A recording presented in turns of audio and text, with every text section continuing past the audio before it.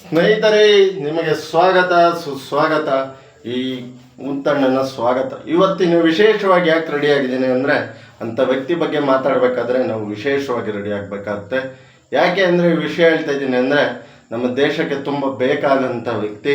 ಅದೊಂದು 1950ರಲ್ಲಿ ಸೆಪ್ಟೆಂಬರ್ 17 ಇಲ್ಲಿ ಜನನವಾದ ವ್ಯಕ್ತಿ. ಗೊತ್ತಿರಲಿಲ್ಲ ಅವರ ತಾಯಿಗೆ. ಒಬ್ಬ ಪುಂಡಾಟದ ಯುವಕ. ಒಂದು ಸ್ವಾಮೀಜಿಗಳು ಬರ್ತಾರೆ ಇಬ್ಬರು. ಅವರು ಕಟ್ಟೆ ಮೇಲೆ ಅವ್ರ ಮನೆ ಮುಂದೆ ಕೂತಾಗ, ನಿನ್ನ ಮಗ ಚಕ್ರವರ್ತಿ ಆಗ್ತಾನೆ, ಇಲ್ಲ ಒಬ್ಬ ದೊಡ್ಡ ರಾಜಕೀಯ ವ್ಯಕ್ತಿ ಆಗ್ತಾನೆ ಅಂತ ಹೇಳ್ತಾರೆ. ಆದರೆ ಇವನಲ್ಲಿ ಏನಾಗ್ತಾನೆ ರಾಜ ಚಕ್ರವರ್ತಿ ಅಂತ ಅವ್ರ ತಾಯಿ ಹೇಳಿರ್ತಾರೆ. ಆದರೆ ಸಮಯ ಕಳೀತಾ 1950 ಸೆಪ್ಟೆಂಬರ್ 17 ನರೇಂದ್ರ ಮೋದಿಯವರ ಬಗ್ಗೆನೇ ನಾನು ಮಾತಾಡ್ತಾ ಇರೋದು. ಸ್ನೇಹಿತರೆ, ಸ್ವಾಗತ ಸುಸ್ವಾಗತ. ಹೆಸರು ನರೇಂದ್ರ ದಾಮೋದರ್ ದಾಸ್ ಮೋದಿ. ಹುದ್ದೆ ಭಾರತದ 14ನೇ ಪ್ರಧಾನಮಂತ್ರಿ. ಸದ್ಯ 3ನೇ ಅವಧಿಗೆ ಪ್ರಧಾನಮಂತ್ರಿ ಆಗಿದ್ದಾರೆ. ಕ್ಷೇತ್ರ ಸ್ನೇಹಿತರೆ ವಾರಣಾಸಿ ಲೋಕಸಭಾ ಕ್ಷೇತ್ರದಿಂದ ಸಂಸದರು. ಪಕ್ಷ ಭಾರತೀಯ ಜನತಾ ಪಕ್ಷ BJP, ರಾಷ್ಟ್ರೀಯ ಸ್ವಯಂ ಸೇವಕ ಸಂಘ RSS ಸದಸ್ಯ, ಗುಜರಾತ್. ರಾಷ್ಟ್ರೀಯತೆ ಭಾರತ. ಸ್ನೇಹಿತರೆ, ಯಾಕೆ ಈ ವಿಷಯ ಹೇಳ್ತಾ ಇದ್ದೀನಿ ಅಂದರೆ, ನರೇಂದ್ರ ಮೋದಿ ಅವ್ರ ಬಗ್ಗೆ ಮಾತಾಡಬೇಕಾದ್ರೆ ಒಂದೊಂದು ಪದಕ್ಕೂ ಮುಖ್ಯ ಆಗಿರುತ್ತೆ. ಯಾಕೆಂದರೆ ಸರ್ವಸ್ವವನ್ನು ತ್ಯಾಗ ಮಾಡಿದಂಥ ಅವರು ನರೇಂದ್ರ ಮೋದಿಯವರು. ತನ್ನ ಪತ್ನಿ, ತನ್ನ ಕುಟುಂಬ ಎಲ್ಲವನ್ನು ತ್ಯಾಗ ಮಾಡಿದ್ದಾರೆ. ಕೆಲವು ಸಮಯ ಕಾಡಲ್ಲೂ ಜೀವನ ಕಳೀತಾರೆ. ನಿಮಗೆ ಒಂದೊಂದೂ ವ್ಯೂವರ್ಸ್ ಬಗ್ಗೆ ಅವ್ರ ಬಗ್ಗೆ ಹೇಳ್ತಾ ಹೋಗ್ತೀನಿ. ಅವಾಗ ಹೇಳ್ತಾರೆ ಅವರ ತಾಯಿಗೆ ನಂಬಿಕೆ ಇರಲ್ಲ, ಹಿಂಗಾಗ್ತೇನೆ ಅಂತೇಳಿ. ಯಾರಿಗೆ ನಂಬಿಕೆ ಇರುತ್ತೋ? ಒಬ್ಬ ಪುಂಡಾಟದ ಯುವಕ ಇವತ್ತು ದೇಶದ ಮುಂದೆ ಚಕ್ರವರ್ತಿ ಆಗ್ತಾನೆ ಅಂದರೆ ಯಾವುದೇ ತಾಯಿಗೆ ನಂಬಿಕೆ ಇರಲ್ಲ ಸ್ನೇಹಿತರೆ. ಆದರೆ ನರೇಂದ್ರ ಮೋದಿ ಅವ್ರ ಬಗ್ಗೆ ತುಂಬ ಅಭಿಲಾಷವಾಗಿ ಅವ್ರ ತಾಯಿ ಒಂದು ಪ್ರೀತಿ, ಒಂದು ಗೌರವ, ಒಂದು ದೇಶಾಭಿಮಾನ ಇಟ್ಕೊಂಡಿರ್ತಾರೆ. ಶಿಕ್ಷಣ ವ್ಯವಸ್ಥೆ ಕಮ್ಮಿ ಇಲ್ಲ ನಮ್ಮ ಪ್ರಧಾನಮಂತ್ರಿ ನರೇಂದ್ರ ಮೋದಿ ಅವರಿಗೆ. ಯಾಕೆಂದರೆ BA ರಾಜ್ಯಶಾಸ್ತ್ರ ದೆಹಲಿಯಲ್ಲಿ ವಿಶ್ವವಿದ್ಯಾಲಯದಲ್ಲಿ ಓದ್ತಾರೆ. 1978. MA ರಾಜ್ಯಶಾಸ್ತ್ರ ಗುಜರಾತ್ ವಿಶ್ವವಿದ್ಯಾಲಯ 1983. ಆಯಿತಾ ಸ್ನೇಹಿತರೆ? ರಾಜಕೀಯ ಪಯಣ ಹೇಗೆ ಶುರುವಾಯಿತು ಅವ್ರದ್ದು, ಅದನ್ನು ನಾವು ಯೋಚನೆ ಮಾಡಬೇಕಾಗತ್ತೆ. 8ನೇ ವಯಸ್ಸಿಗೆ ರಾಜಕೀಯಕ್ಕೆ ಸೇರ್ತಾರೆ. ನಮಾವಸ್ಥೆ ಸದಾವಸ್ಥೆಲೆ ಮಾತೃಭೂಮಿ ಅಂದರೆ ನಮ್ಮ ದೇಶಕ್ಕೋಸ್ಕರ ಒಂದು ಸಂಘಟನೆ ಇದೆಯಲ್ಲ, ಕಷ್ಟ ಅಂತ ಬಂದಾಗ ಎದ್ನಿಲ್ಲ ಸಂಘಟನೆ, RSS. ಅಂಥ ಸಂಘಟನೆಗೆ 8ನೇ ವಯಸ್ಸಿಗೆ ಸೇರ್ತಾರೆ.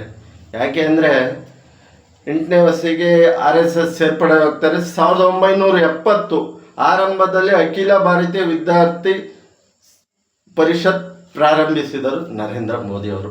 ಆಯಿತಾ? 1987 BJP ಸೇರಿ ಮುಖ್ಯವಾಹಿನಿ ರಾಜ್ಯಕ್ಕೆ ಬರ್ತಾರೆ. ಅದು ಒಂದು ಸಂಘರ್ಷದ ಟೈಮು BJPಗೆ ಗುಜರಾತಲ್ಲಿ. 1988 ಗುಜರಾತ್ ಘಟಕದ ಪ್ರಧಾನ ಕಾರ್ಯದರ್ಶಿ. ಅವರ ಜೀವನದಲ್ಲಿ ಇದೊಂದು ಮುಖ್ಯ ಘಟ್ಟ ಆಗಿರುತ್ತೆ. 1995 BJPಯ ರಾಷ್ಟ್ರೀಯ ಕಾರ್ಯದರ್ಶಿ. ಸ್ಟೆಪ್ ಬೈ ಹೋಗ್ತಾರೆ. ಅಕ್ಟೋಬರ್ 2001 ಗುಜರಾತ್ ಮುಖ್ಯಮಂತ್ರಿಯಾಗಿ ಕೇಶುಭಾಯ್ ಪಟೇಲ್ ಬದಲಿಗೆ ನೇಮಕಗೊಳ್ತಾರೆ.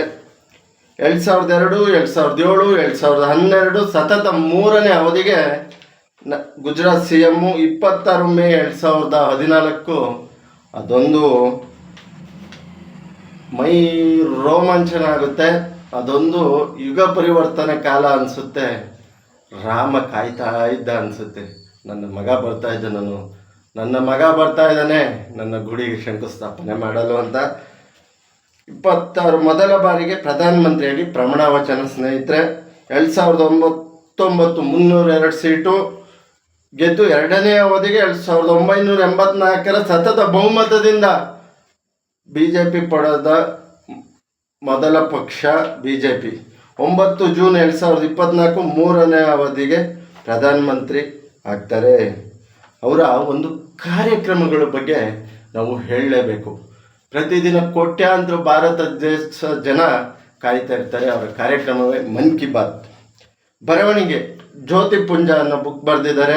ಅಬೋರ್ಡ್ ಆಫ್ ಲವ್, ಪ್ರೇಮತೀರ್ಥ, ಕೇಳವೇ ತೇ ಕೆಳವಾಣಿ, ಹಿಂದಿಯಲ್ಲಿ ಬರುತ್ತೆ. ನಾನು ಕನ್ನಡದಲ್ಲಿ ಅನುವಾದ ಮಾಡಿ ನಿಮಗೆ ಹೇಳ್ತಾ ಇರೋದು. ಪುಸ್ತಕಗಳನ್ನು ಬರೆದಿದ್ದಾರೆ.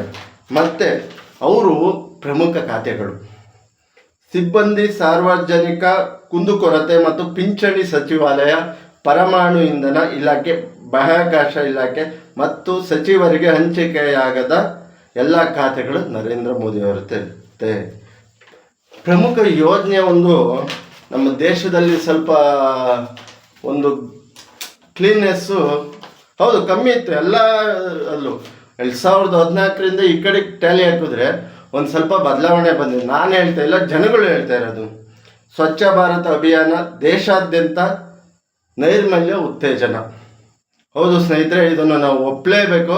ಸ್ವಚ್ಛ ಭಾರತ ಅಭಿಯಾನ ಅನ್ನೋ ಒಂದು ಕರೆನ ಎಲ್ಲರ ಕೈಲೂ ಮಾಡಿಸಿರೋ, ಅವರು ಸ್ವಂತ ಮಾಡಿರೋ, ಇದು ನಾವು ಒಪ್ಪಲೇಬೇಕು. GST ಏಕರೂಪ ಪರೋಕ್ಷ ತೆರಿಗೆ ವ್ಯವಸ್ಥೆ ಜಾರಿ.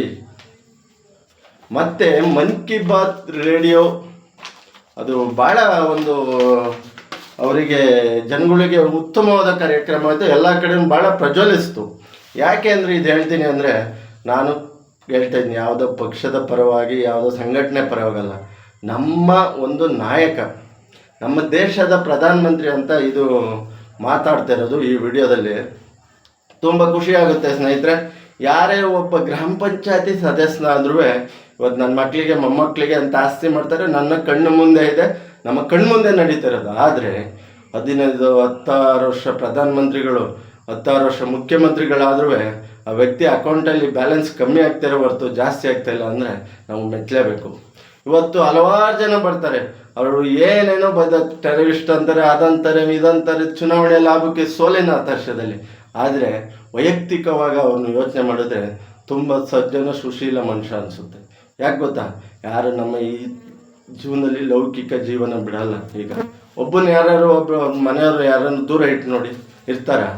ಯಾರೊಬ್ಬರು ತನ್ನ ಸರ್ವಸ್ವನೇ ತ್ಯಾಗ ಮಾಡಿ ಅಂತ ನರೇಂದ್ರ ಮೋದಿಯವರು ತನ್ನ ಕುಟುಂಬ ಬಿಟ್ಟರು.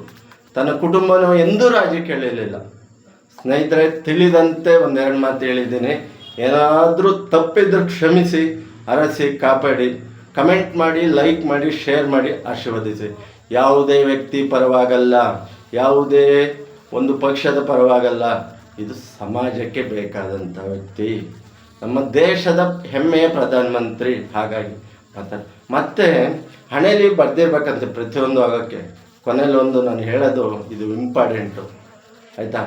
ಶಂಕುಸ್ಥಾಪನೆ ರಾಮ ಮಂದಿರದ್ದು ಸುಮ್ಮನೆ ಅಲ್ಲ ರೀ.